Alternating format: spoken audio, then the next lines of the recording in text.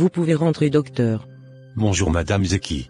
Bon, la séance de chimiothérapie pour cette semaine est terminée. Nous vous donnons rendez-vous la semaine prochaine. Avez-vous quelqu'un pour vous déposer à la maison? Oui, docteur, j'ai quelqu'un pour me déposer. Merci. Mais docteur, est-ce que j'aurais besoin d'une opération, comme vous l'avez dit la dernière fois? Il reste encore 4 séances de chimiothérapie. Les tests nous diront si vous aurez besoin d'opération ou pas. Mais pour l'instant, continuez de prendre vos médicaments, et si vous avez des complications, n'hésitez pas de nous contacter immédiatement. D'accord. Merci, docteur. Je vous en prie. Avez-vous d'autres questions? Non, docteur. C'est tout ce que j'avais comme question. Merci. Allez. À la semaine prochaine donc. Rentrez bien. D'accord, merci docteur et à la semaine prochaine. Alors Nana, que dit le docteur? Il dit qu'il me reste encore 4 séances de chimiothérapie. Et les tests diront si j'aurai besoin d'opération ou pas. Mais pour l'instant, de continuer à prendre mes médicaments. Ah. D'accord. On reste en prière. Tout ira bien. Amen. Et merci infiniment pour toutes tes prières. Je t'en prie. Et, parlant de prière, mercredi, on a notre étude biblique. On est actuellement dans le livre de 2 Rois, que je trouve très intéressant. Je viendrai te chercher si tu veux. Non, pardon. Je préfère lire la Bible à la maison. Dans ton église là, les gens critiquent, et jugent beaucoup les autres. J'aime pas ça du tout. Si je vais avec cette tête rasée, ils vont me regarder et commencer à murmurer. Aïe, mais pourquoi? Personne ne va te juger. Nous sommes comme une famille. Viens, tu verras. Bon, je vais voir. Mais je vais t'appeler pour confirmer. Allez, nous sommes arrivés chez toi. As-tu besoin de quelque chose? Non, merci beaucoup Fatim. Je vais rentrer me laver, ensuite dormir. Oui, tu as besoin de beaucoup de repos. Demain je vais passer pour qu'on cause un peu. D'accord, ça me fera beaucoup plaisir. Merci. Allez, à demain.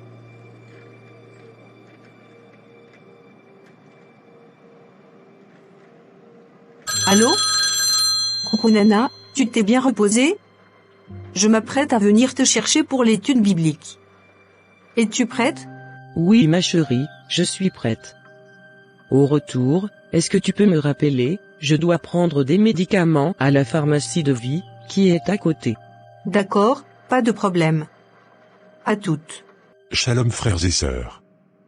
Bienvenue à notre étude biblique. Merci Eric pour la prière. J'espère que vous avez tous eu une excellente journée. Alors, qui peut me faire un résumé de ce dont nous avons parlé le mercredi dernier? Moi. La semaine dernière, nous avons parlé de la grâce de Dieu. Nous étions dans le livre de 2 Rois 20, et avons lu l'histoire du roi Ézéchias qui fut gravement malade. Le prophète Ésaïe vint lui dire qu'il allait mourir dans quelques jours selon la prophétie reçue de Dieu. Alors Ézéchias pria, de toutes ses forces, Dieu entendit sa prière, l'exauça en ajouta 15 années supplémentaires à sa vie, et celui-ci ne mourut plus, comme Dieu avait prévu. Dieu lui a fait grâce. Et pour finir, nous avons aussi lu 2 Rois 21, qui parlait du roi Manassé de Juda, qui a commis des abominations, et a fait pécher Juda par ses idoles, et cela irrita Dieu, qui promit faire venir sur Jérusalem, et sur Juda, de grands malheurs. Merci sœur Fatim pour cet excellent résumé. Aujourd'hui, nous allons continuer au chapitre 22 du livre de 2 Rois. Qui veut bien nous faire la lecture? Moi. Amen. Je lis la parole de Dieu. 2 Rois chapitre 22. Josia avait 8 ans lorsqu'il devint roi, et il régna 31 ans à Jérusalem. Il fit ce qui est droit aux yeux de l'Éternel, et il marcha dans toutes les voies de David, son père. Il ne s'en détourna ni à droite ni à gauche. Puis Shaphan, le secrétaire, alla rendre compte au roi, et dit, « Tes serviteurs ont amassé l'argent qui se trouvait dans la maison, et l'ont remis entre les mains de ceux qui sont chargés de faire exécuter l'ouvrage dans la maison de l'Éternel. » Shaphan, le secrétaire, dit encore au roi, « Le sacrificateur Ilkija m'a donné un livre. » Et Shaphan le lut devant le roi. Lorsque le roi entendit les paroles du livre de la loi, il déchira ses vêtements. Merci sœur Audrey pour cette belle lecture. Il y a vraiment beaucoup d'enseignements dans ce chapitre.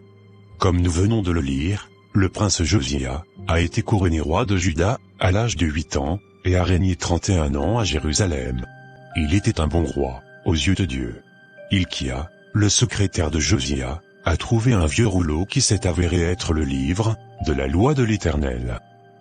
Les travailleurs ont trouvé le rouleau pendant que le travail était en cours. Le roi demanda, humblement, à ses fonctionnaires de chercher un prophète, après qu'il eut déchiré ses vêtements royaux. Ils ont trouvé une dame, prophète, nommée Hilda, qui leur a dit que tout ce qu'ils lisaient se produirait effectivement.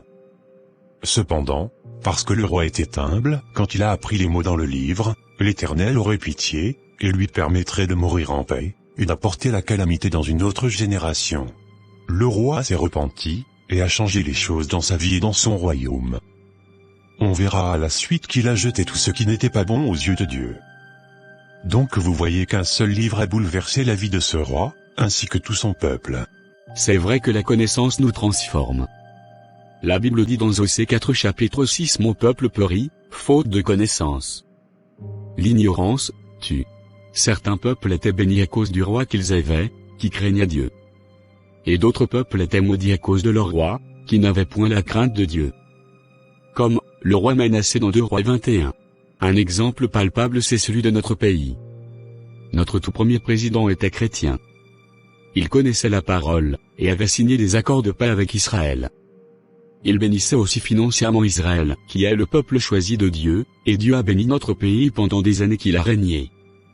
Maintenant qu'il n'est plus là, nous avons à la tête du pays, quelqu'un qui ne connaît pas Dieu, et n'a point la crainte de choses divines. Le peuple est dans la misère, nous voyons ce qui se passe. Frère Eric, on ne parle pas de politique ici, mais je vois votre point, merci. Alors quelqu'un d'autre a quelque chose à ajouter? Dans tout ce que nous avons lu, moi je vois la grande bonté de Dieu. Ésaïe a prophétisé de la part de Dieu à Ézéchias, que celui-ci allait mourir. Ce dernier pria Dieu, et sa prière a changé le cœur de Dieu. Aujourd'hui on voit qu'à cause de l'humilité du roi Josia, celui-ci fut épargné des calamités à venir et mourut avant que la colère de Dieu ne tombe sur le peuple. Oui, mais il n'était pas obligé de mourir d'une mort si atroce.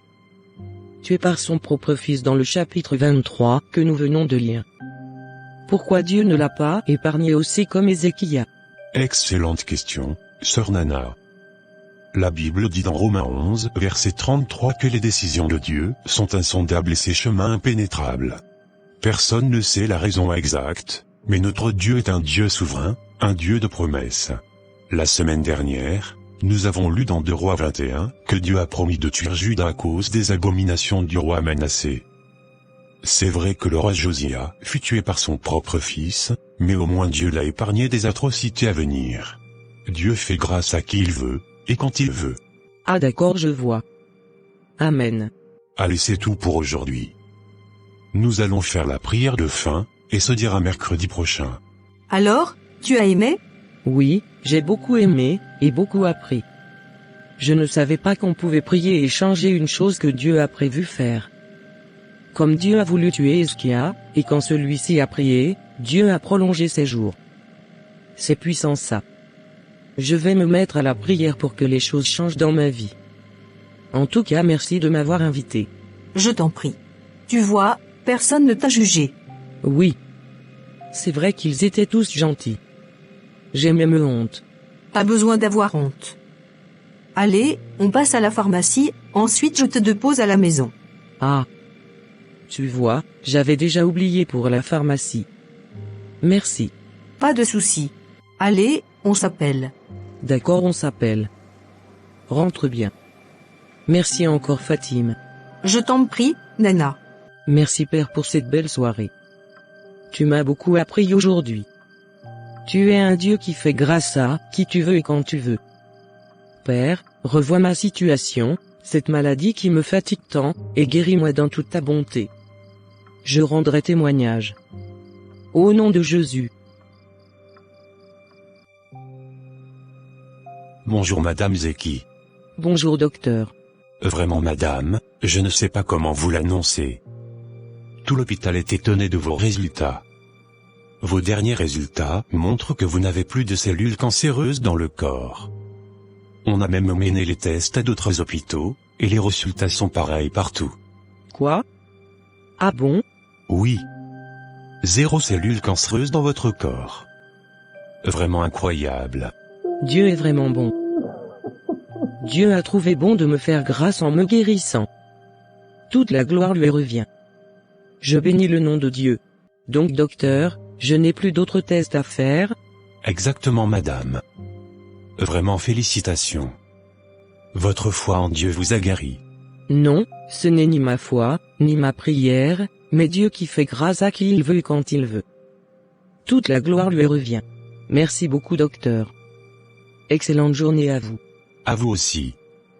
Nous sommes là si vous avez besoin de quelque chose. C'est noté docteur. Merci encore pour tout. Au revoir. Allô Fatim? Tu ne vas pas le croire. Les nouvelles sont bonnes. Tu es où? On m'a libéré tôt aujourd'hui. Je vais prendre un taxi ou un Uber pour te rejoindre. Dieu m'a fait grâce. Shalom frères et sœurs. Merci d'avoir regardé la vidéo. On espère que vous avez beaucoup appris.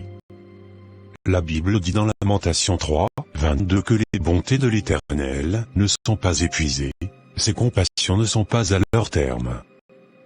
Amen.